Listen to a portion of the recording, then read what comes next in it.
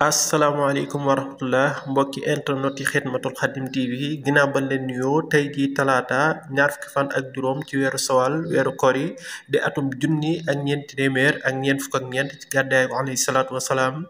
tombeek fukki fan ak juróom benn ci weeru mai tey jii ñu fas yéene dëgtal leen kàddu yi Serigne Babacar Mboup di kàddu yi jàngat waaye kàddu yi jàngat yu jëm ci tolluwaayu réew mi rawatina yu jëm ci monsieur le président Macky Sall. ko xam naa dañ leen di dëgtal kàddu yi Serigne Babacar Mboup yi di leen ñaan ngeen teelu ko ba mu jeex ca partagé ko ndax am njariñ gu mu am njariñ jaa ngeen jëf. asalaamualeykum wa rahmatullahi wa barakaatu. mbokki Sénégal seen mbokk Ababacar Mboup maa ngi leen di nuyu.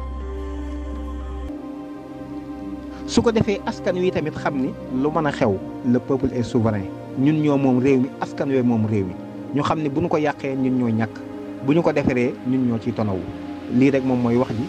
wasalaamualeykum wa rahmatullah. jaa ngeen jëf mbokk yi ginnaaw ba leen jaajëfalee ci topp gi kon loolu moo doonoon kàddu yi Serigne Babacar Mboup yi mu jëmale woon ko ci réew mi ak tolluwaayu réew mi rawatina ci monsieur le président Macky Sall ñu ngi leen ñaan ngeen partage vidéo bi jamais abonné wu ngir liggéey bi mën a gën a jëm kanam jaa ngeen jëf.